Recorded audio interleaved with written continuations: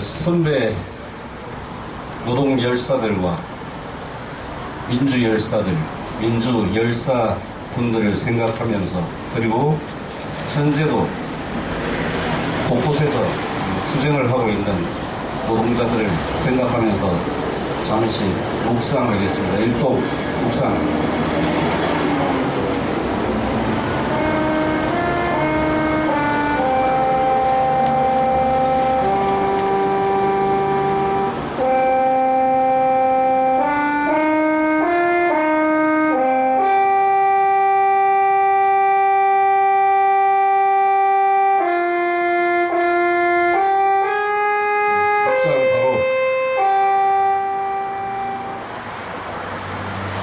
영원한 민중의 노래 임을 위한 행진곡을 힘차게 불러보겠습니다.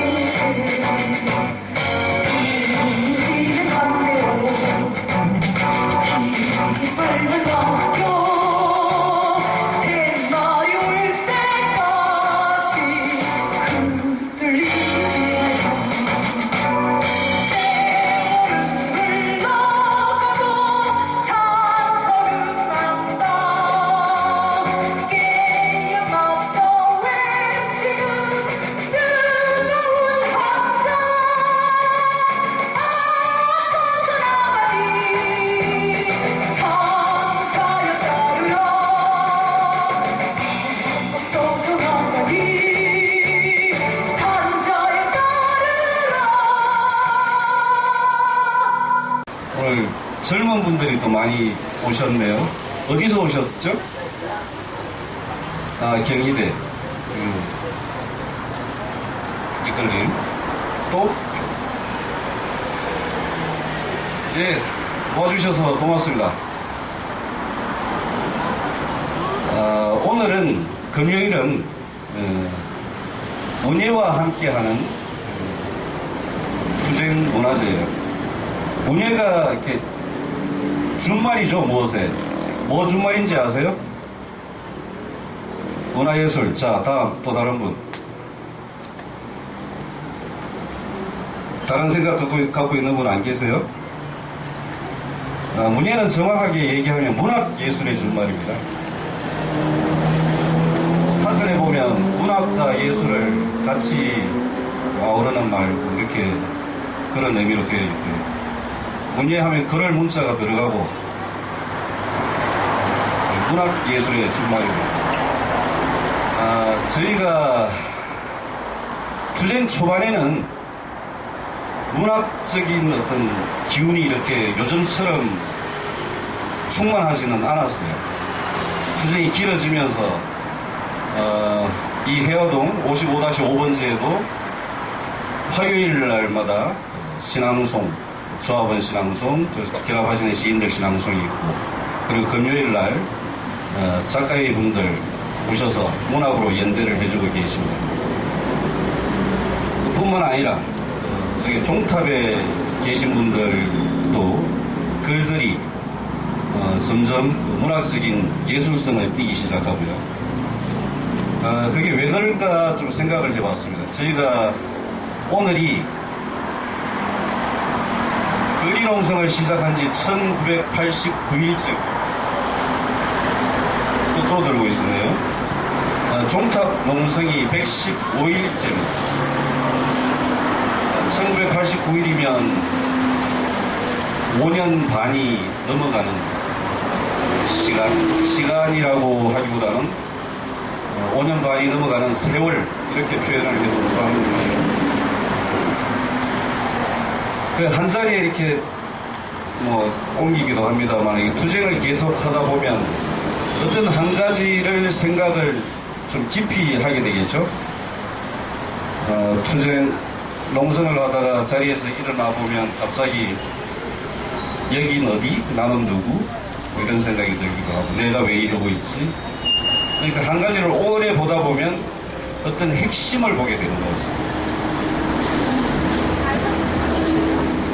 내가 이 자리에서 농성을 하고 있는 본질, 이 사회에서 나를 이렇게 이 농성을 하도록 시키는 그런 보이지 않는 손, 그 실체는 무엇인가, 이런 것들을 생각을 하게 되는 거였습니다. 그걸 생각을 하다 보면 또 말을 하고 또 글도 쓰게 되겠죠. 그런 꼭 문학 작품뿐만이 아니라 우리가 요즘은 SNS에서 트윗이나 페이스북 이런 데서도 많이 씁니다만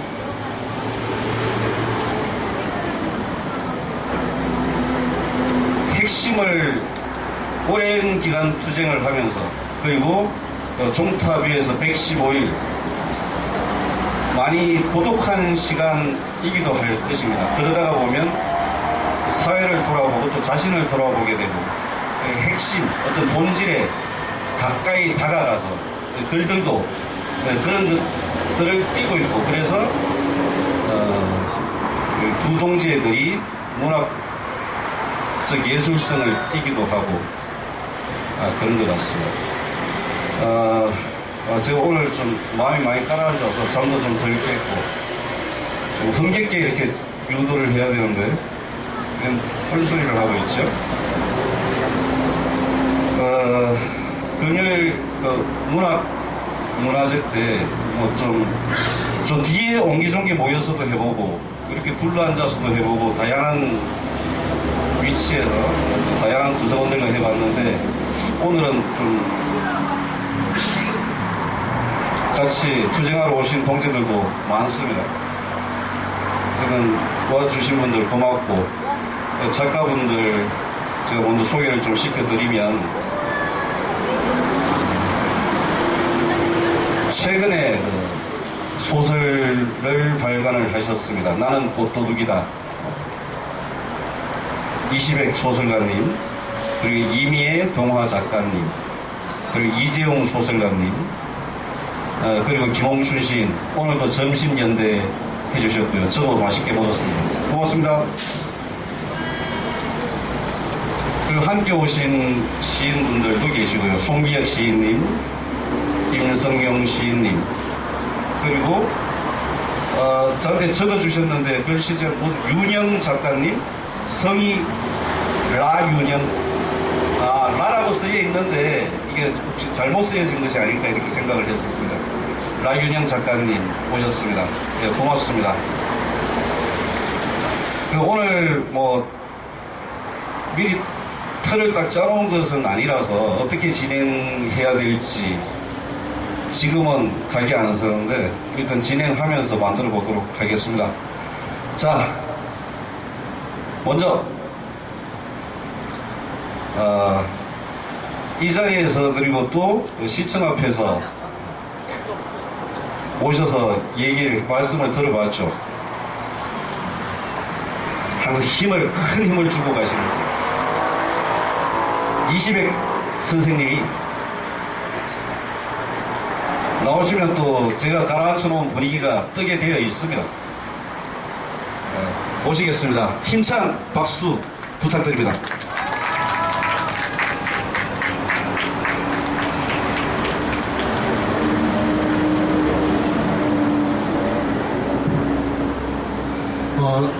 거리에서 아직도 2000일을 가까이 이렇게 싸우고 계신 우리 재능 동지들에게 우리 글 쓰는 사람이 한 사람으로 또다시 찾아뵙게 됐습니다. 금방 찾아온 날이 오기를 학수고대했는데 우리가 3번씩이나 선생님들을 뵙습니다. 젖은 그만 뵙고 아이들 곁으로 돌아가시기 바랍니다. 저는 오늘 저와 같이 글 쓰는 우리 작가들, 리얼리스트 친구들 함께 나왔습니다.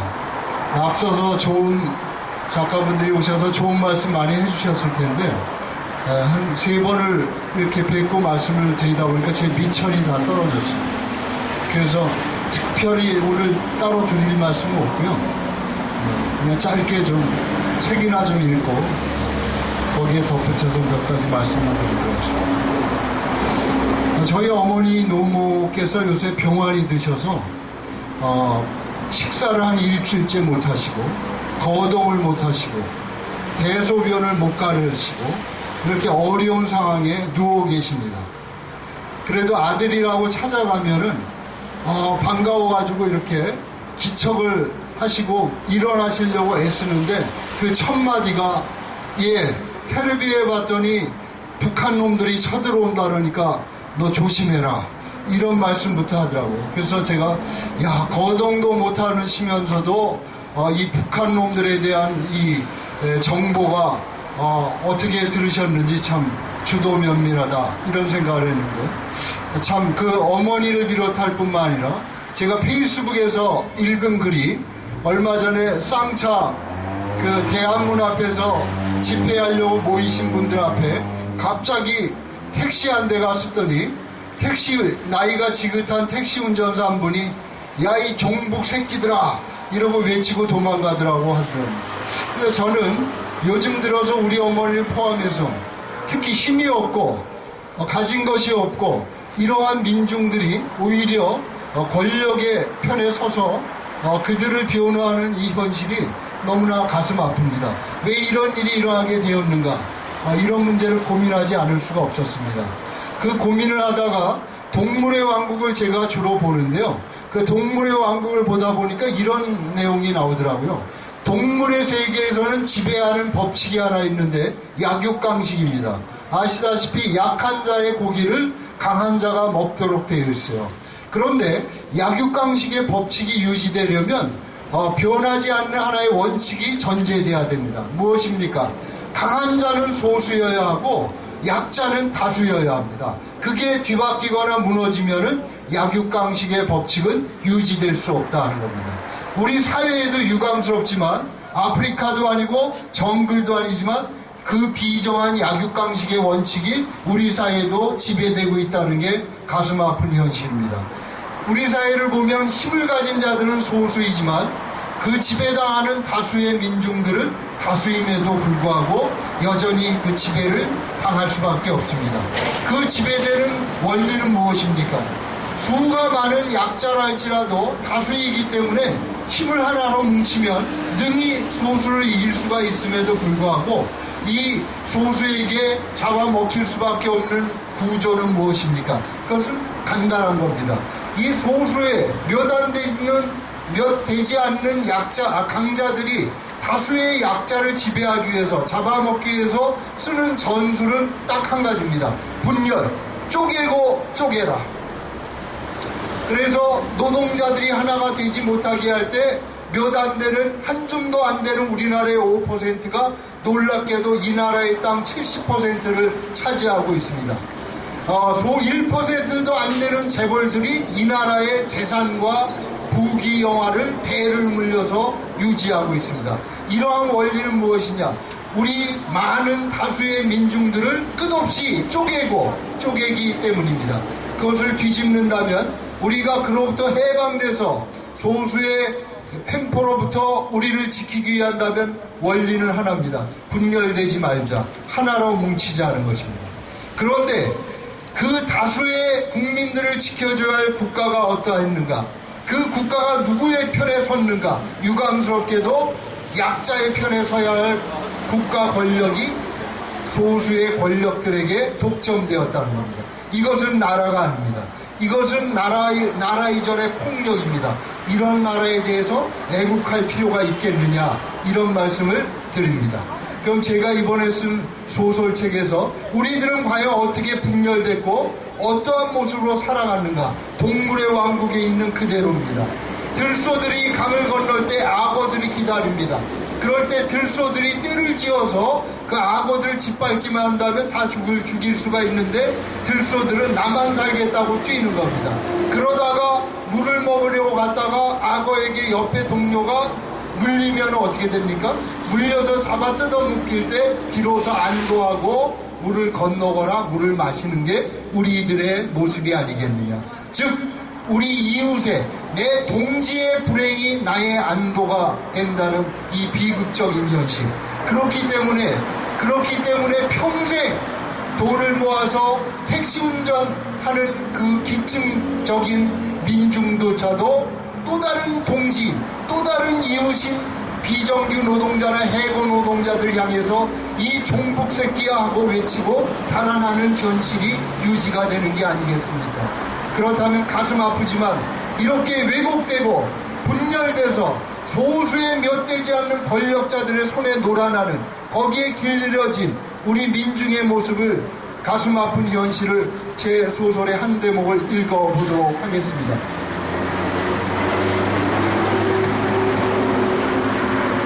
지금부터 읽어드릴 민중은 어떠한 민중이냐? 김밥나라를 운영하는 사람입니다. 자기 재산을 탈탈 털어서 평생 모은 땀을 벌어서 모은 돈을 투자해서 김밥나라를 차렸습니다. 아주 멀리 일하는 사람을 돕기 때문에 스스로를 사장이라고 착각합니다. 우리 사회의 기득권층이라고 착각하는 사람입니다. 이 불쌍한 민중이 이렇게 말합니다. 길거리에서 김밥나라라는 사장이 길거리에서 이렇게 집회하고 있는 여러분들에게 뭐라고 말합니까? 배지를 쫄쫄 굶겨야 해. 시방 나라 경제가 어찌 돌아간다는 소리도 듣지 못했나. 애들 돌반지 마장 깨빼다가 나라 살린 지가 얼마나 되었다고 파업이여. 가뜩이나 불경기에 영업하는 사람들은 밤잠을 제대로 못 자가며 고심하는 뒤 다달이 따박따박 봉급에 밥값에 차 몰고 댕기는 지름값까지 챙겨받고 때마다 보너스로 떡값까지 타먹으면서 뭘 어쩌라고 심심하면 빨갱이들처럼 대가리에 빨간 띠를 두르고 거리로 나서냔 말이여. 저것들은 너나 없이 죄 풍선에 매달아 김정은한테로 날려보내고 밥만 먹여줘도 감지덕지 않은 동남아 것들 불러다가 품사수야 정신을 차릴겨. 자, 이 소리는 삼성의 이건희 회장이 한 말이 아니에요. 바로 우리와 똑같은 우리의 민중이고 우리의 동지인 이웃들이 우리를 향해서 하는 소리입니다. 이것이 우리의 비극입니다. 왜 민중이 이렇게 되었는가? 자기 스스로 자기 발을 찍고 있는가? 이것에 대해서 우리가 고민하지 않으면 우리는 한 발도 나갈 수 없으며 2000일이 아니라 4000일 거리에서 싸워도 승리할 수 없다는 것입니다.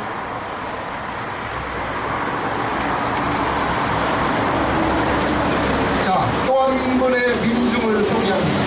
이분은 길거리에서 노점을 하는 분입니다. 이분은 잡동사리를 늘어놓고 노점상을 하는데 한번 재미를 봤어요. 어디에서 한번 재미를 봤습니까? 미국 소고기 반대 집회가 할 때 촛불 팔아가지고 떼돈을 벌었습니다. 대목을 톡톡히 봤어요. 양초 팔아가지고 촛불 집회 때 하루에 몇십만 원의 돈을 벌었어요. 그렇게 돈을 벌면서도 이 사람은 이렇게 말합니다. 부자 감세. 지난번 선거 때도 징그릇 대뜸 그 정당을 향해 표를 꾹 눌러 주었다. 그게 어디 저 혼자만의 생각일까? 지난번에 부자당 후보가 서울시장에 나섰을 때 그를 찍어준 이들을 직업별로 나는 신문기사를 읽은 적이 있다. 우선 농사 짓고 고기 잡는 농림어업자들이 62.2%로 가장 많았고 집에서 알뜰히 살림하는 주부가 57%나 되었다. 그 뒤를 이은 것이 자신과 같은 자영업자로 54.2%나 되었다. 손발 움직여 먹고 사는 생산직이나 하루 품팔아 하루 사는 일용직도 절반에 가까운 49.2%가 오세훈을 찍은 것만 봐도 없는 이들일수록 부자 편이었다.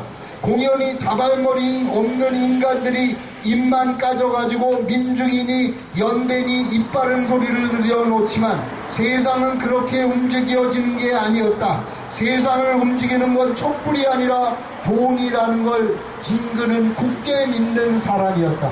가슴 아프죠? 우리의 민중의 현실입니다. 이것을 우리가 인정해야 돼요. 그리고 이를 악물고 이 생각들을 분열한 자들을 위해 싸워야 합니다.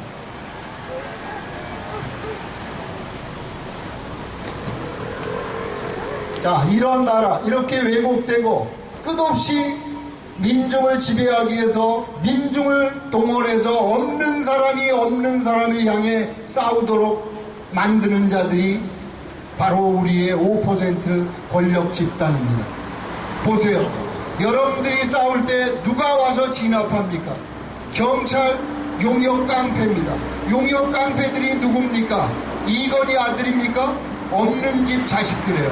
없는 집 자식들을 돈으로 매수해서 없는 사람들을 진압하는데 싸움을 시키는 겁니다. 이렇게 있는 자들이 간악하게 없는 사람들을 이간질하고 분열시키고 있습니다. 이것은 이러한 불규칙하고 이러한 폭력적이고 교활한 권력의 행포를 방임하고 오히려 그들과 함께 용역 깡패와 함께 다정하게 어깨동무하고 물대포를 쏘는 이 나라의 경찰, 이들을 방임하는 이러한 나라에서 과연 애국을 해야 할 것인가? 내 소설의 한 사람이 이렇게 말합니다.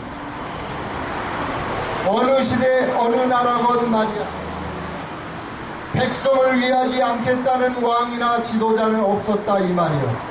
그런 말을 앞세우는 건 그만큼 잘 안 되는 얘기이기도 하다는 말씀이요. 여태껏 나라에 위기가 오면 누가 나서서 몸으로 막았어? 왕? 아님 대통령? 백성 팽개치고 의주로 뛴 것이 임금이고 라디오로 수도를 사수한다는 방송 틀 때 벌써 저 혼자 살겠다고 한강다리 끊고 대전으로 톡 뛴 게 대통령이요. 얼마 전에 IMF 났을 적에도 애들 돌반지까지 금붙이 다 내다가 바뀐 것이 니어. 있는 것들? 미안하지만 그때 톡톡히 재미 본 게 있는 것들이요. 오죽하면 IMF 다시 안 오나 그리워한다는 말까지 있을까. 이러한 나라, 이렇게 있는 것들이 없는 사람들을 기만하고 분열하고 수탈하는 이러한 나라에 애국해서야 되겠습니까? 여러분, 애국하지 맙시다. 고맙습니다.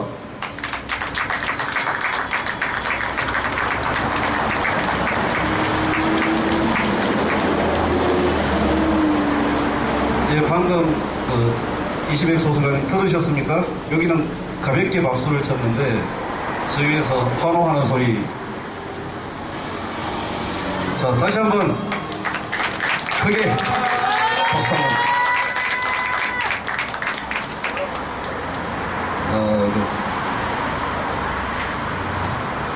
사람이 한 가지 재주가 있으면 또 한 가지가 좀 부족하고 이게 어떤 균형인 것 같은데, 그래서 추리 소설가의 시조가 에드거 앨런 포라고 하죠. 근데 그분이 굉장히 심한 말더듬이었답니다. 그래서 그런 열등감 때문에 그게 다른 대안으로 이제 글을 쓰기 시작했고 이제 소설도 쓰고 시도 많이 남겼는데, 그 이지백 소설가님은 작품도 훌륭하시고 또 굉장히 그 아까 처음에 하신 말씀 중에 기억에 머릿속에서 딱 그려지는 게 내셔널 지오그래픽이나 동물의 왕국 이런 거 보면 누때가 이렇게 딱 초원을 새로운 풀을 찾아서 새로운 물을 찾아서 이렇게 막 가지 않습니까? 표본을 먼지를 일으키며 질주를 하는데 괜찮하겠다. 예, 그런 장면이 있습니다. 하다가 물에서 떨어진 무를 악어가 잡아먹고, 아까 그렇게 말씀을 하셨는데 그거는 자연 생태계는 그렇게 해서 이렇게 돌아가는 것 같아요. 또 뭐 악어가 그 생태계에서 없어져서는 또 안 되잖아요. 누구는 또 고기를 제공하고 나머지 안전을 도모하고, 뭐 물론 우리 현실에 이렇게 띄어서 하신 말씀이지만, 그런데 이 사회에서는 악어와 누라고 한다면 자본가를 악어라고 하고 작시하는 없어져야 될 그런 것이 없는 사회가 해방사회, 해방사회, 평등사회, 말하는 사회주의 이런 것이지 않겠습니까? 물론 사회주의를 앞장서서 외쳤던 자들이 그런 세상에 왔을 때 또 새로운 걸적자가 되는 그런 역사도 많이 봐오기는 했습니다. 제가 오늘 계속 왜 엇나가고 있죠? 분위기 못 띄우고. 20회 소설가님이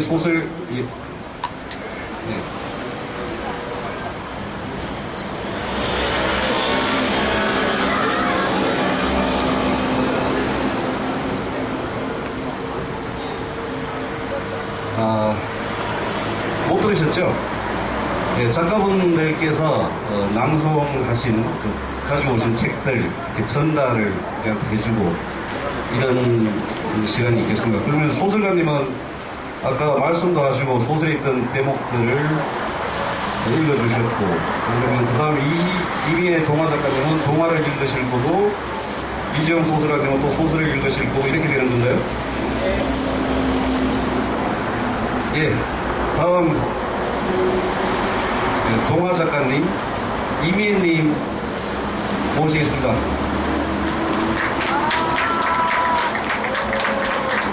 네, 큰 박수로 맞이해 주십시오.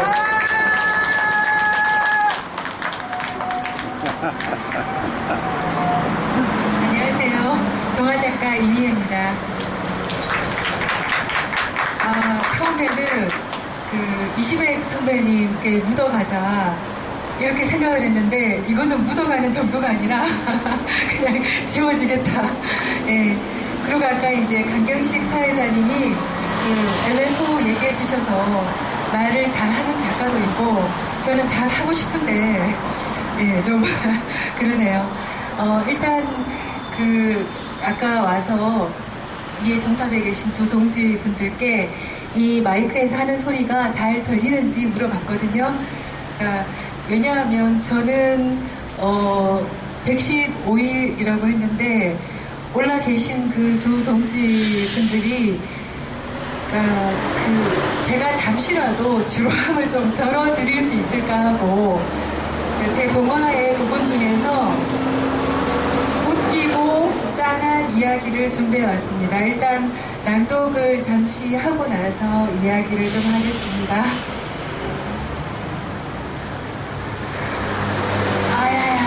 아야 배가 살살 아파왔다.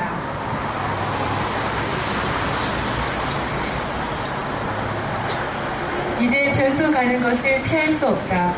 구더기를 없애달라고 하고 싶어도 외할머니는 어디로 갔는지 보이지도 않는다.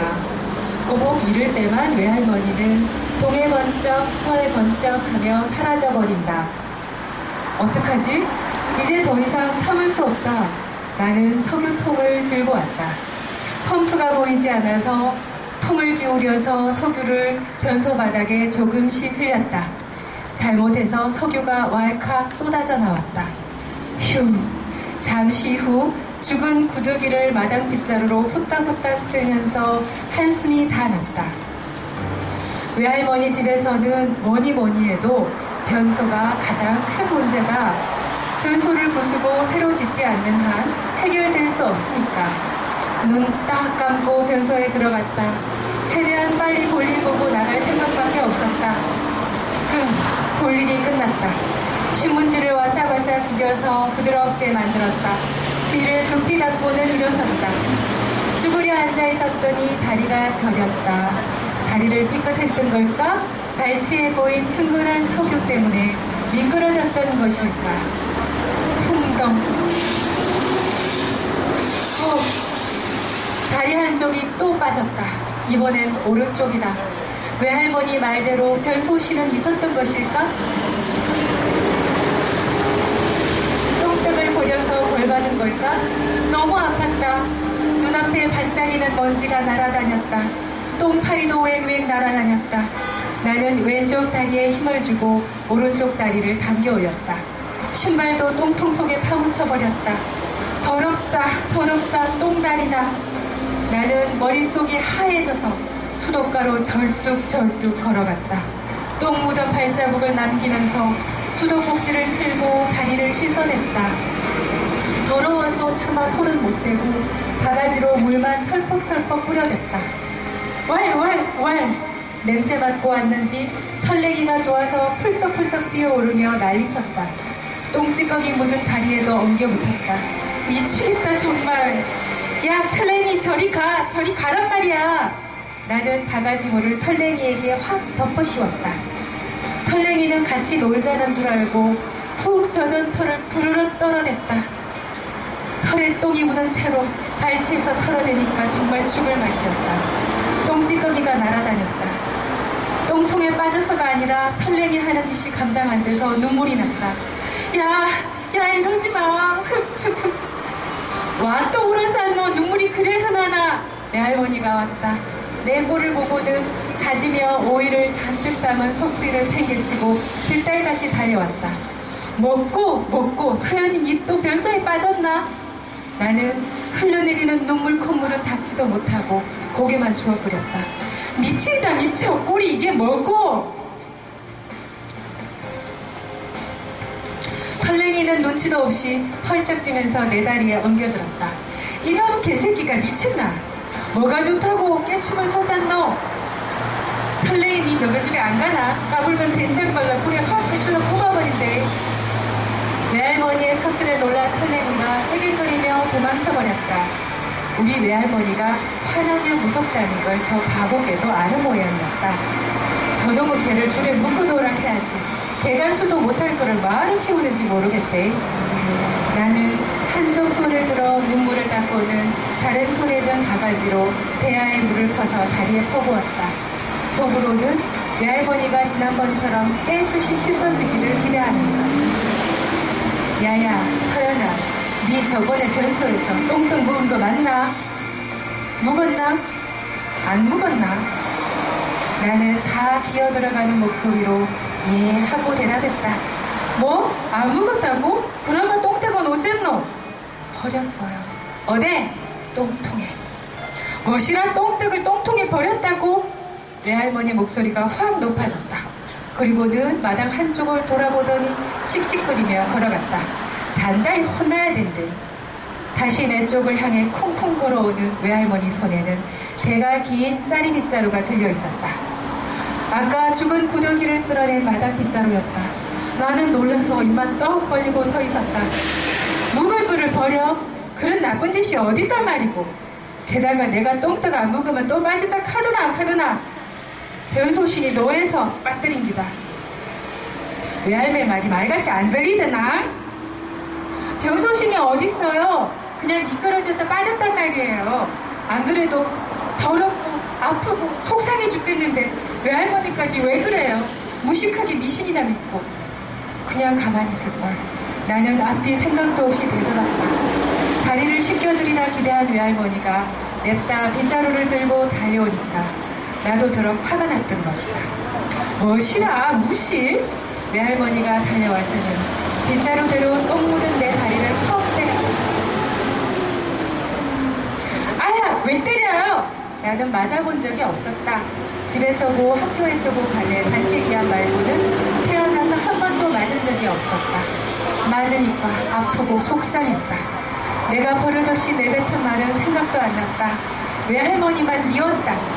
외할머니가 뭔데 날 때려요? 외할머니가 뭔데?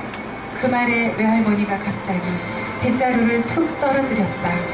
외할머니는 그대로 등을 획 돌리고는 걸어갔다. 종이 인형처럼 휘적휘적 걷는 뒷모습에 힘이 하나도 없었다. 허리를 구부린 채 대청마루로 올라서더니 유리문을 닫았다. 문이 제대로 다 닫히지도 않았다. 나는 멍하니 섰다가 혼자서 다리를 문질러 씻었다. 비닐을 문질러 박박 씻어냈다. 혼자 힘들게 씻다 보니 외할머니가 씻겨주던 게 더 짱하게 생각났다. 맨손으로 더러운 다리를 문질러 정성껏 씻어주던 외할머니. 문득 코끝이 찡했다. 미안 외할머니. 아까 빗자루로 때릴 때도 소리만 요란했지 살살 때렸다고 한다. 맞은 다리는 잠깐 얼얼하다 말았다. 저녁까지 외할머니와 나는 마감맞이 하지 않았다. 조금 더 있는데 더 읽을까요? 아니 이제 한 5분 정도 읽고 5분 얘기를 하라고 그러는데 요게 다 읽으면 한 10분 가까이 됐거든요. 한 개장이면. 네, 저는 말을 잘 못하기 때문에 그냥 낭독을 좀 계속 하겠습니다. 나중에는 외할머니가 나를 피하는 건지 내가 외할머니를 피하는 건지 알 수 없을 정도였다. 둘 다 황소고집인 것만은 분명했다. 더러운 다리도 씻었겠다. 어느덧 하도 풀렸겠다. 나는 이쯤에서 외할머니와 화해하고 싶은 마음이 굴뚝 같았다.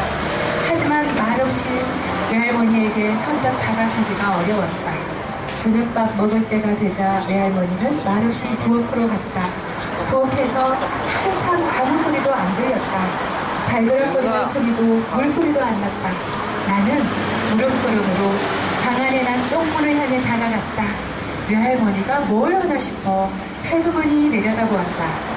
외할머니는 불도 안 켠 어둑어둑한 부엌에서 등 돌린 채 쭈그려 앉아 무언가를 하고 있었다. 쓱쓱 외할머니가 입으로 내는 소리였다. 외할머니는 으스스하게 목소리를 낮춰서 혼잣말을 했다. 코도 어뜩하고 입도 앵두같고 얼굴도 백설기같이 하얗고 이쁜 여자가 한복을 나비처럼 곱게 차려입고는 등을 돌리고는 앉아서 쓱쓱 칼을 마는 기라. 칼이 달빛을 받아갖고 번쩍번쩍 하는 기라. 뻔히 다 아는 옛날 이야기였다. 그 예쁜 여자는 궁녀겠지? 뭐 그림책으로든 이야기로든 우리나라 아이라면 초등학교 가기 전에 다 아는 이야기였다. 그런데도 외할머니가 부엌에서 뒤돌아 앉아 목소리를 걸고 느릿느릿 이야기하니까 어쩐지 섬뜩했다. 게다가 지금 옛날 이야기를 할 때가 아니잖아. 잘 안 보이네요. 여태 나랑 말 한마디도 안 하다가 혼자서 웬 옛날 이야기랑 잔뜩 무서운 목소리로. 그런데 뒤에서 보니까 치맛자락 밑으로 꼬리가 싹 보이는 기라. 꼬리가 앞개면 구미호 아이가. 구미호는 히히히 웃으면서 칼을 다 갈아갖고 획 돌아서는데 이러면서 외할머니가 내 쪽을 획 돌아보았다. 번쩍이는 식칼을 들고 무서운 표정으로 이히히 하면서 으악! 나는 뒤로 후딱 물러나며 소리를 빽질렀다. 외할머니가 재미있다는 듯 홀홀홀 웃었다. 아이고야 재밌대. 서연이가 놀래니까 진짜 재미난다. 외할머니 뭐예요? 놀라 죽을 뻔했잖아요. 거기서 뭐하고 있었어요? 내가 따져보자 외할머니는 천연덕스럽게 대답했다. 나 옛날 이야기 하면서 숫돌에 칼 갈고 안 있었나? 아까부터 무딘 칼 갈면서 서연이한테 말문을 왜 풀고 하려 고민하고 있었지. 그러다가 서연이 네가 쪽문으로 들여다보는 것 같기에 장난 한번 쳐봤지. 뭐 아따 이만하면 대성공이네. 맞아요, 대성공이에요 외할머니. 졌다. 외할머니를 이길 수는 없다. 나는 웃으며 외할머니를 향해 엄지를 척 들어보였다. 나는 외할머니가 말문을 터준 게 말도 못하게 고마웠다. 뭔가 요상한 방법이었지만 외할머니식의 화해였다.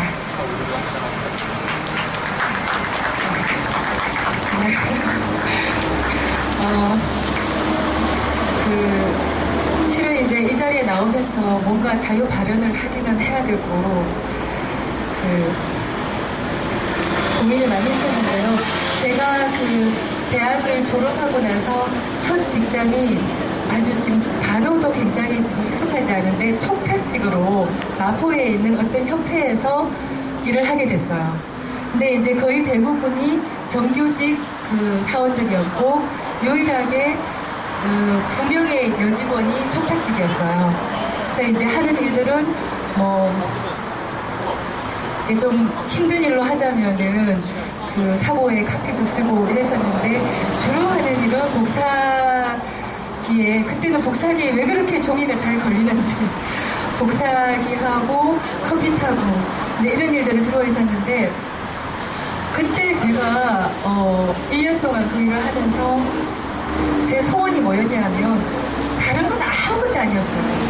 저 정규직의 유니폼을 입고 싶다. 단 우리 둘만 사복을 입고 출퇴근을 했었고 나머지 여직원들은 유니폼을 입고 있었고 근데 그 참 공교로웠던 것이 그 정규직 여직원들은 고졸 여사원들이었고 총탁직인 2명은 실은 대졸이었어요. 근데 우리 2명의 대졸 여사원들은 정규직 여사원의 유니폼이 너무나 정말 아쉬웠고 그것이 최고의 목표였고 저 유니폼만 입을 수 있다면 커피는 100잔도 탈 수 있다 이런 마음으로 다녔었는데 또 그녀들은 그녀들대로 우리에게 대한 여러 가지 마음들이 있었더라고요. 제가 그때 그 1년에 수첩에 뭐 이제 미스리의 일기 뭐 이래가지고 요즘 그 직장인 신의 미스김 나오듯이 그걸 보면 이제 옛날 생각이 많이 나는데, 근데 이제 문제는 저는 그렇게 1년의 그 촉탁직 생활을 하면서도 정규직에 대한 그 애탐이 있었는데, 지금 115일 동안 종탑에서 지금 들리시는지 두 분 동지들은 실은 만약에 저처럼 개인의 안위만 생각했다면 그만두고 나와서 다른 직장 구하면 됩니다. 저는 그렇게 했으니까요. 근데 그렇게 하지 않고 저렇게 오랫동안 거의 2000일에 가깝게 이렇게 지금 투쟁을 하고 계신 것은 결코 개인의 어떤 안위와 어떤 목표가 절대 아니라고 생각합니다. 상징적인 투쟁인데, 그러니까 지금 여기에 나와 계신 젊은 분들이 참 반갑고요. 그러니까 제가 지금 항상 생각하는 것은 아까 이시백 선생님 다 말씀하셨죠. 저는 더 보탤 말은 없지만 쪽수로 보탠다고 생각하거든요. 그러니까 저는 제가 갈 수 있으면 다 가지는 못해도 쪽수로, 물론 내가 가서 신앙송을 할 수 있으면 하고 또 뭔가를 할 수 있으면 열심히 하지만 그보다 더 중요한 거는 단 한 명의 쪽수가 중요하다 생각하고, 저는 언제나 그 한 명의 쪽수라 생각하면서 연대를 하고 있는데요. 지금 와 계신 분들, 지금 여기 앉아있는 이 마음 잊지 말으시고, 그러니까 뭐 이제 아까 그 후배 작가랑 얘기를 하다가 오늘 실은 이제 그 라보임 공연을 하는데 초청장을 보내준다고 해서 오늘 날짜가 겹쳐서 못 간다고 했더니, 그러면 방법이 있다. 라보임을 갔다 와서 이 자리에 와서 한마디만 하면 된다. 투쟁! 이렇게 얘기를 해서 그냥 웃고 말았는데요. 제가 그러니까 뭐 다른 거는 모르겠고요. 지금 두 분 동지분들 들리시나요? 적든 많든 우리 모두 마음은 하나이고요. 아프지 마시고 잘 드시고, 그러니까 종탑에 아까 얘기하셨는데 종탑에 첨탑과 뭐 종탑 막루 이렇게 올라가시는 분들이 대부분 남자분이시고, 저는 여자이기 때문에 여자의 몸으로 올라가서 긴 날을 버틴다는 것이 얼마나 여러 가지가 있을까. 저는 뭐 잠깐 나와도 화장이나 나오고 뭐 이렇게 준비할 것도 많고 이런데, 저기 계시면 해결해야 될 여러 가지 생리적인 문제와 얼마나 힘드실까를 생각하면 다른 건 모르겠고 지지합니다. 그리고 사랑합니다. 힘내세요. 고맙습니다. 저는 말도 못하고 그리고 시간도 많이 됐고 하니까 그냥 시를 읽겠습니다. 제가 오늘 읽을 시는 제목이 몸입니다. 몸.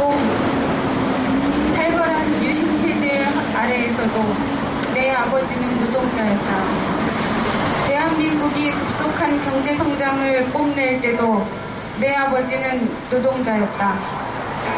저들이 광주에서 빨갱이를 때려잡을 때도, 노동조합이 들불처럼 번지던 시절에도 몸이 시키는 대로 노동을 했다. 내 아버지는.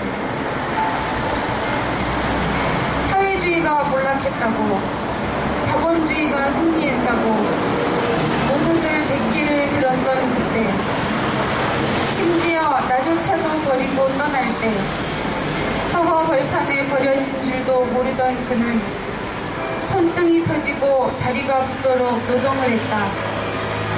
그의 소원은 딱 하나였다. 자식은 노동자로 만들지 말자. 그렇게 모두가 노동을 잊고 망각과 자만의 시대를 살아갈 때, 공사장에서 떨어지던 순간 그는 대물림되는 노동판을 상상이나 했을까. 밤새 내리는 빗소리를 따라 아버지가 이 땅에 돌아와 있었다. 자식에게 비정규직을 물려줄 수 없다고 몸에 불을 붙이고 절규하고 있었다. 몇 날 며칠 사람들과 다른 하늘을 철탑에서 종탑에서 바라보고 있었다. 공장 밖으로 밀려나 짓밟히는 동료의 영정을 끌어안고 울고 있었다. 조롱 속에서도 거리에 몸이 붙어 한대짬을 자고 있었다. 물러설 수 없는 항쟁이 되어 달아난 머리를 붙들지 않고 수만 개의 몸으로 불어나 매일 살아나고 있었다. 그리고 먼 길을 돌아온 이제야 알았다. 나는 그의 몸이었다.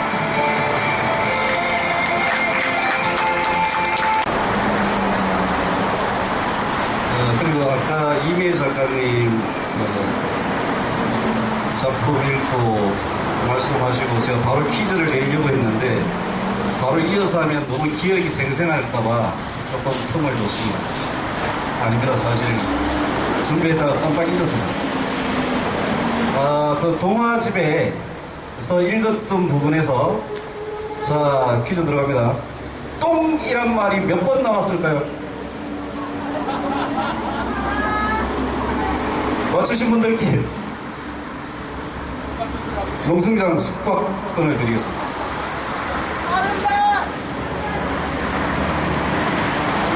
거부하십니까?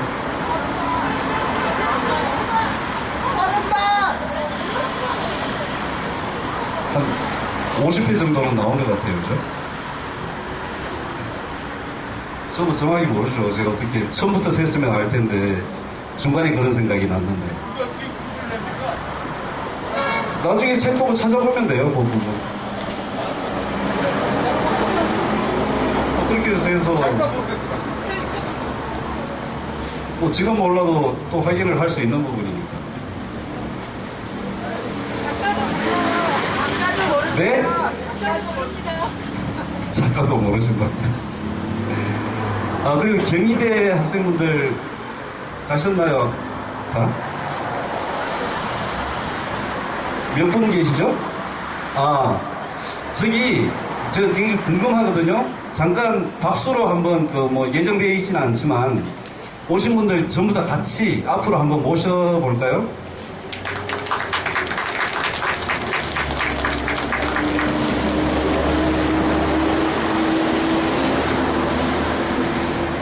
오시게 된 동기라든가, 예. 네, 안녕하세요. 경희대학교 언론정보학과에서 왔습니다. 반갑습니다.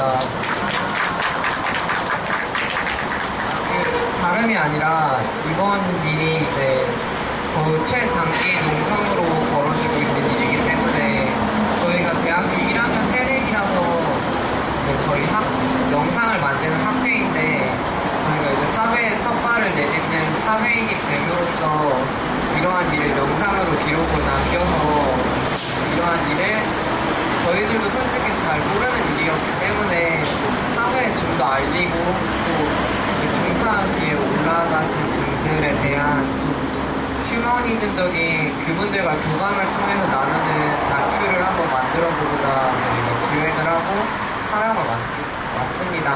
네.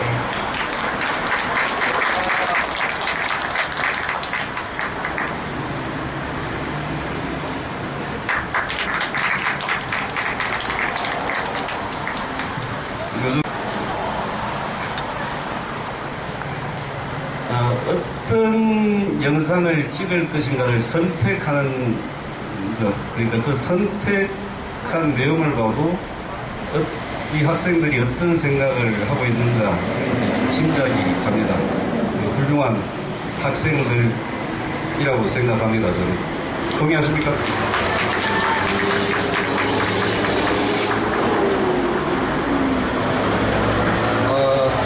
다음 작가분 중에서는 그 이재용 소설가님 낭독 또는 말씀이 남아있는데 그 사이에 순서를 좀 갖겠습니다. 처음에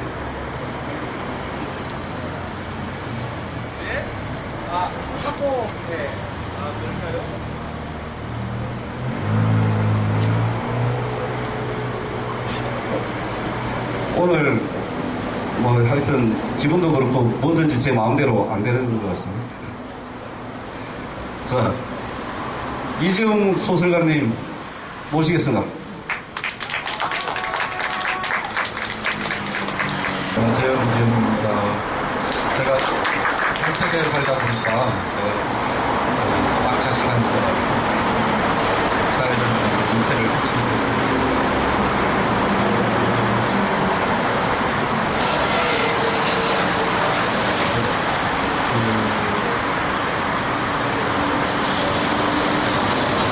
제가 조지호의 리건부두로 가는 길이라는 책을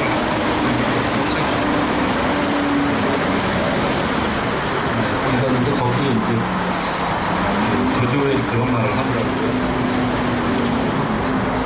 진보주의자와 사회주의자는 달라. 그런데 지금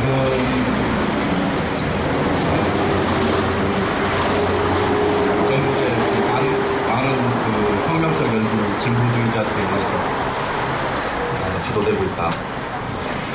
그런 식으로 얘기를 하더라고요.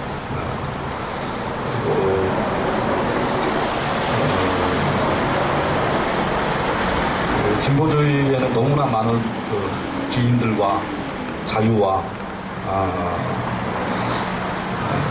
그런 것들이 있어서, 감정과 이런 것들이 있어서 사실은 그것이 나중에는 독이 될 것이다. 그런 얘기를 조지 오웰이 했더라고요.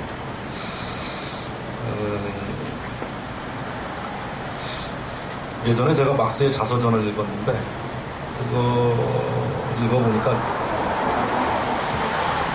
그 막스가 말년에 그 양반이 원래는 그 농민과 공장 노동자들, 그 당시에는 이제 다수가 공장 노동자들이었으니까요. 다수가 공장 노동자들이었기 때문에 우리나라하고는 이제 그 경제 종사자 구조가 다릅니다. 어쨌든 간에 막스가 이제 농민과 그 노동자 연대 통한혁명을 꿈꾸다가 나중에는 그 엘리트주의로 기울어요. 막스가 소수 엘리트만이 프롤레타리아 혁명을 감당할 수 있다. 바뀝니다. 막스가 눈이 굉장히 아파요. 제가 슬퍼서 오는 게 아니에요. 눈이 아파가지고.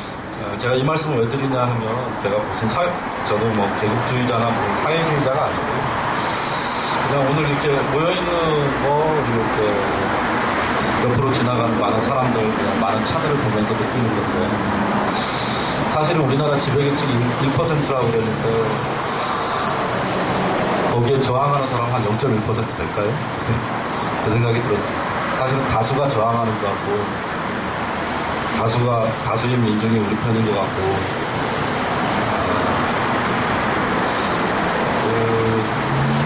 그러니까 그런 것 같습니다. 그러니까 사실은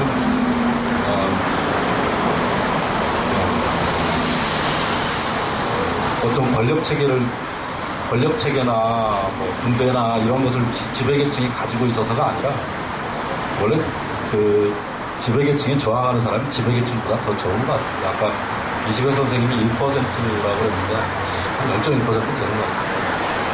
우리 대한민국 사회가 뭐 그런 생각이 좀 들었습니다.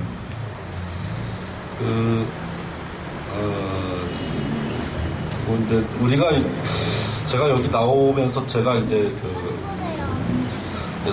이시백 선배님이랑 더 오래 되셨겠지만은, 이렇게 이제 투쟁 현장 다니고 좀 그럴 때 느끼는 게, 사실은, 이제 우리가 여기 지나가는 사람들이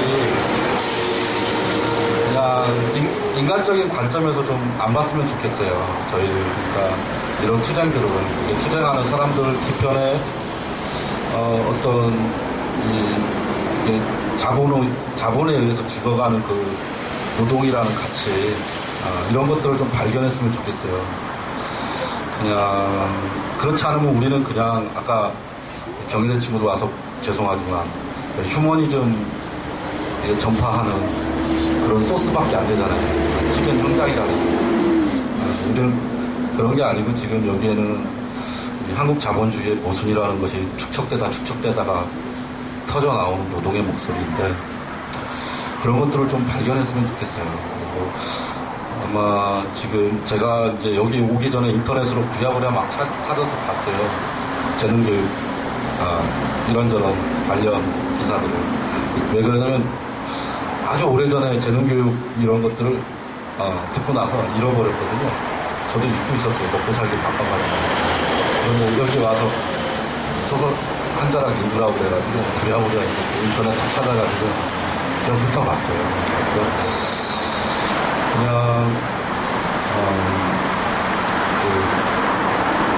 하지만은 우리가 지금 하는 건 대단히 휴머니즘적인 행동도 아니고 그렇다는 생각이 많이 들어요. 그것만 가지고 어떻게 이렇게 긴 시간을 싸우겠어요.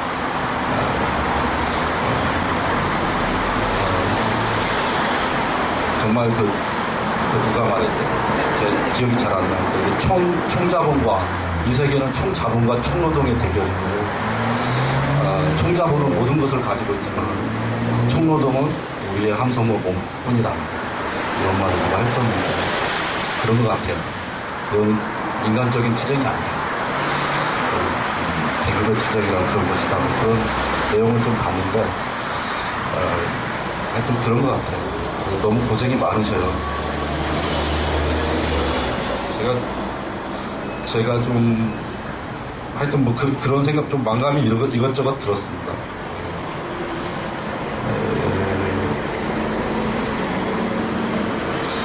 제가 읽을 구절은 지금 막 1210원이라는 그 내용 중에서 일부를 읽을게요.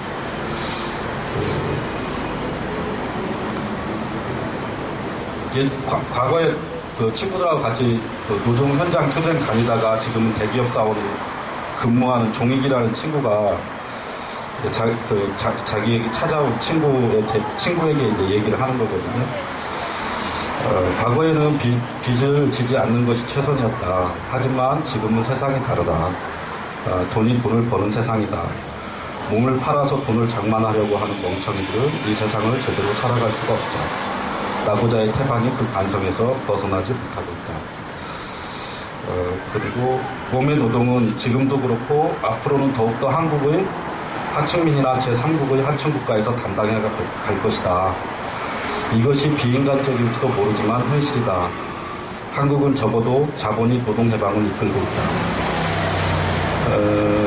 이게 참 비극인 것 같아요. 한국의 노동해방을 자본이 이끌어간다. 노동 주체들이 사실 여기 있는 소수의 우리의 목소리들이 우리 노동 주체들이 사실은 이 노동 해방을 이끌어야 되는데 지금 이제 신자유주의 이후에는 그 자본이 노동 해방을 주도권을 가져갔거든요. 그런 얘기를 하는 겁니다. 그래서 결국 노동 해방이라는 용어는 전 인류적인 것이 아니라 하층민의 모토가 될 것이다. 그런 의미에서 앞으로 노동해방은 국가와 하층민 사이에서 이루어지는 계약을 전제로 이루어지게 될 것이다. 그리고 그것은 어떤 복지적 정책을 추진하던 거대한 동량주기와 구걸하기 위해 의미는 없다. 왜냐하면 노동해방에 대한 국가의 정책은 결국 시혜나 자선 정책이 될 수 있을 뿐이고 노동해방을 주장하는 주체들 역시 가장 억압받는 하층민으로서 국가에 대해 인간다움을 외에는 인간다움을 요구할 수밖에 없기 때문이다. 자본이 노동을 해방을 이끌어가는 한 전체 판도가 바뀌는 일은 없다. 결국 노동해방은 국가와 하층민들 사이의 구원하기와 구원받기 활동이라는 측면에서 종교적 성격을 띨 수밖에 없다. 적어도 한국은 그렇게 흘러가고 있다. 단호하게 말을 합니다. 그리고 또 하나 읽어드릴 것은 전태일 동상인데요. 이거는 이제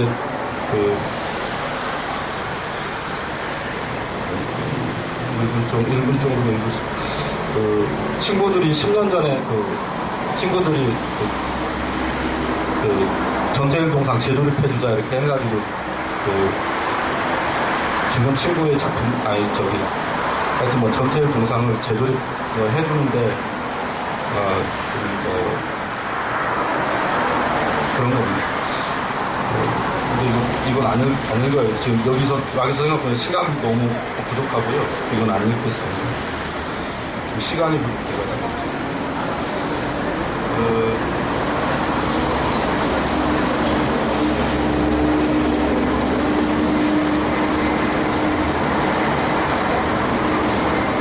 죄송합니다. 제가 이거 접어놨는데 좀 사라져가지고 마지막 거 읽으려고 그러는데 지금 한국 사회에서는 노동의 연대가 다 깨졌잖아요. 노동의 가치 연대가 다 깨지고 신자본주의에 의해서 또 지금 80년대 이념사나 정치사가 쇠퇴하고 90년대 후반 이후에 생활사가 증대하면서 상상력이라든가 상상력의 연대 이런 연대들이 노동의 연대를 다 대체해버렸습니다. 그 가치관. 사람들이 노동의 연대가 갖는 가치들을 잘 알지도 못하면서 그냥 일찍 폐기 처분했죠. 사실은. 그러고 우리의 대중문화 예술, 우리의 젊은이들에게는 개성과 새로움이 계속해서 강요되고 있습니다.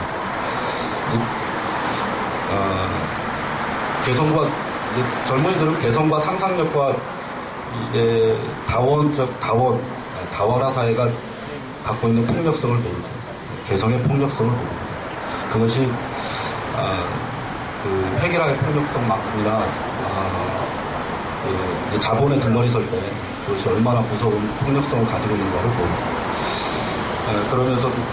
그러면서 우리의 청춘들은 계속해서 개성적이려고 하고 새로우려고 하고 그렇게 자기들의 아방가르드와 자기들의 전의를 전진시키고 있습니다.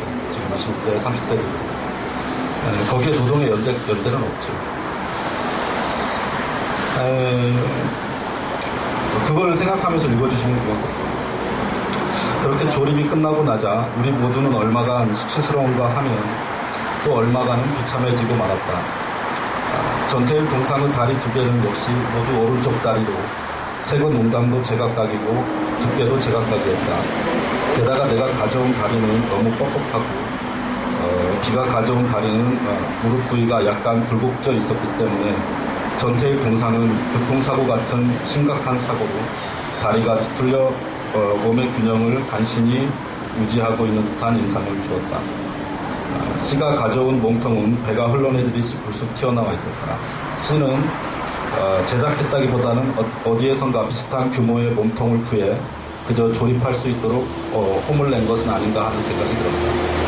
K의 왼팔은 그 몸통에 비하면 너무 얇고 또 어깨와도 잘 들어맞지 않아서 끝이 뭉툭한 막대기에 매달려 있는 것 같았다. 이렇게 쭉 가다가 이런 말이 나옵니다. 10여 년 전에 전태일 동상은 국기에 대한 경례를 하며 뻑큐를 날렸었다. 뻑큐를 날렸었다. 하지만 지가 가져온 것은 손가락이 모두 뭉툭하게 붙어 그야말로 충실한 경례를 하고 있었다. 이런 걸 두고 전위적이고 아방가르드하다고 작업을 마친 K는 농담을 하려 했다. 하지만 무거운 분위기를 살피고는 입을 다물었다. 이게 전태일입니다. 너무 고생하시고요.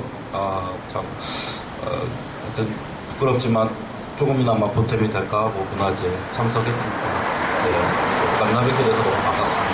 감사합니다.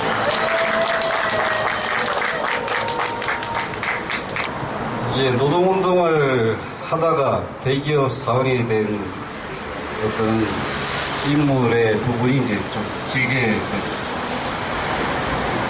읽혀졌는데 못 찾아서 그렇지 또 뒷부분 쪽에 보면 거기에 따른 어떤 대안도 있을 법한데 구입을 하셔서 찾아내야 될 것 같습니다. 자, 그러면 작가분들 좀 앞으로 다 나오셔서 책 전달 식을 좀 하죠. 누가 받을까요? 책 조합은 이현숙 조합은?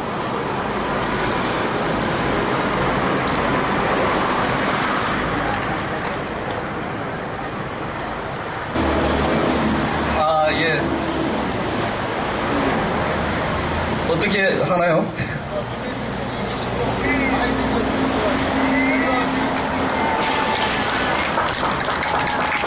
전해드리고 담당 맡고 있는 유득규입니다. 예, 투쟁으로 인사드리겠습니다. 투쟁! 예, 원래 오늘 그 작가회의 항상 이렇게 금요일 작가분들이 많이 오시면 분위기가 좋아져가지고 말들이 많아져요. 저희 조합원들도. 그래서 지난번에 주의를 저희가 받은 걸로 알고 있거든요. 8시 반에 끝내달라 그랬는데 우리 사회자님께서 또 이제 시간을 질질 끌고 계시네요. 예, 다른 건 아니고요. 제가 드릴 말씀은 저희가 2000일입니다. 뭐 2000일이 기념할 일인지 아닌지는 그건 잘 모르겠어요. 하지만 우리가 2000일 동안 싸우고 있습니다. 그리고 2000일로 끝나는 게 아니라 2000일 이후에도 싸우게 될 것이 분명합니다. 그렇기 때문에 2000일을 기념한다기보단 2000일을 기점으로 또다시 새로운 싸움을 해야겠다.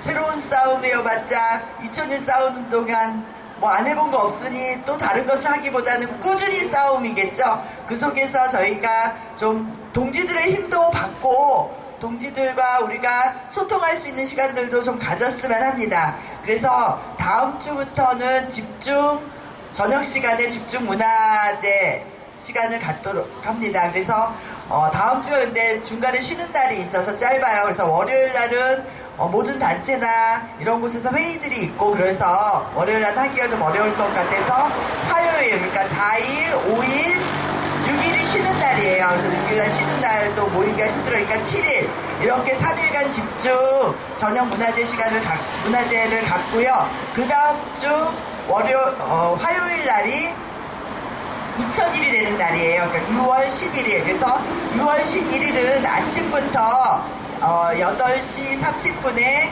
저희가 재능투쟁 승리를 염원하는 백배 투쟁을 진행을 하고 있었습니다. 그래서 저희가 50일 동안 쭉 진행을 하고 있는데 그날이 50일이 되는 날이에요. 그러니까 2000일을 맞춰서 그 안에 승리를 해보겠다라고 저희가 염원을 잡아서 매일 아침 절을 했었는데 어찌됐든 요번 6월 11일이 50일이 되는 날이에요. 그래서 50일 날 50명이 최소 50명이 모여서 절을 하자. 재능투쟁 승리를 염원하는 의미에서 100배를 진행을 하게 되고요. 그리고 11시에 기자회견을 하게 됩니다. 기자회견을 하고 점심을 먹고 그리고 그 이후부터는 여러 가지 프로그램들이 이 마당에서 진행이 될 거예요. 타로 전보기 그리고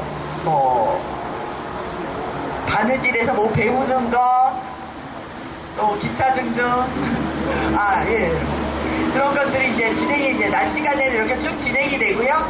그 다음에 저녁 7시에 문화제가 투쟁결의 문화제가 있습니다. 투쟁결의 문화제에도 여러 가지 공연들도 있고 다양하게 진행을 하게 될 건데요. 가장 하이라이트 지난번에 저희한테 와주셔서 저 굉장히 감동받고 좋았던 공연인데 북공연이 있어요. 그래서 그 북공연도 또 하니까 그 쉽게 보지 못하는 것 같더라고요. 제가 봐봐도. 그래서 또 다시 한번 와서 저희 투쟁 계속 열심히 하라는 의미에서 해주신다고 하니까 그렇게 진행이 됩니다. 그래서 동지들이 함께 물론 그 많은 날짜에 다 해주실 수는 없다라고 생각합니다. 근데 본인들의 날짜 스케줄을 좀 짜서 꼭 함께 해주셔서 저희가 2000일 이후에도 지치지 않게 싸울 수 있도록 힘 좀 주셨으면 합니다. 투쟁! 2000일이 6월 며칠이라 그랬죠? 6월 11일이요. 6월 11일. 혹시 무슨 요일이더라? 예, 화요일입니다. 6월 11일 화요일. 오늘은 또 노래 공연이 없습니다. 그래서 우리가 이 자리에서 앉아서 마지막에 종탑을 바라보면서 촛불 켜고 이렇게 부를 노래가 있습니다만 앉아서 노래 한 곡 하고 종탑에 계신 분들 모시고 오늘 문화제를 마무리하도록 하겠습니다. 파업가 흩어지면 죽는다. 예, 파업가.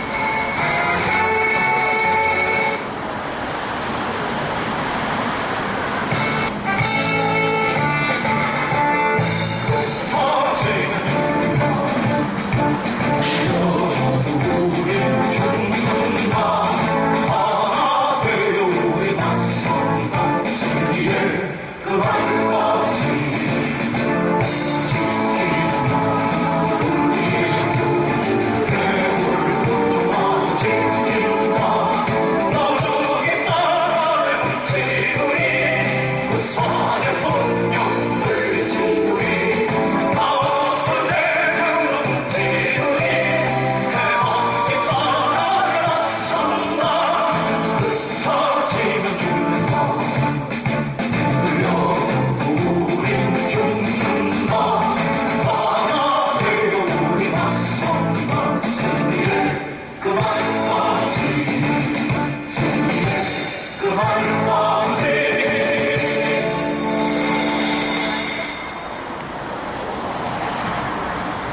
이건 여러분 다 같이 불러보는 겁니다.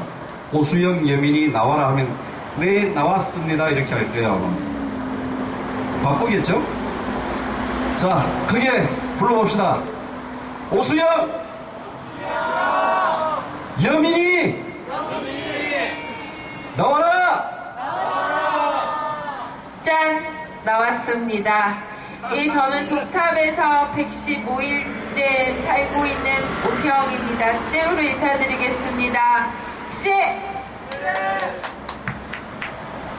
예, 반갑습니다. 함께 살고 있는 여민입니다. 투쟁! 예, 지난번에 이시백 선생님께서 오셔서 이런 말씀을 해주셨습니다. 지치지 않는다는 것이 중요하다. 우리에게 시간은 얼마든지 있다. 끝까지 버티고 지치지 않는다면 절대 패배하지 않는다. 반드시 승리할 것이다. 예, 저희들 잘 버티고 있습니다.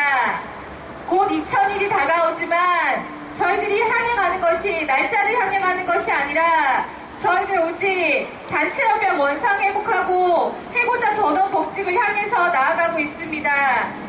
그렇기 때문에 저희에게 시간은 얼마든지 있습니다. 저희가 원하는 요구 이루어지지 않을 때까지 저희들은 버티고 지치지 않을 것이기 때문에 반드시 승리할 것입니다. 그때까지 여기 계신 분들도 같이 지치지 않고 저희에게 힘껏 응원해 주셨으면 좋겠습니다. 구호로 마무리하겠습니다. 단체협약 원상회복 해고자 전원복지 재능투쟁 승리하자.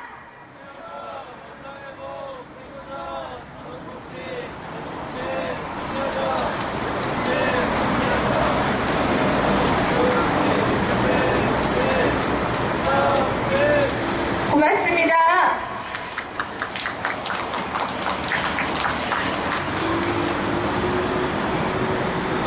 초가 아직 다 안 돌아갔죠? 이제 모두 일어서셔서 인도 끝으로 나와서 종탑을 바라보면서 우리 함께 가자 우리 길을 부르면서 오늘 문화제 마치겠습니다.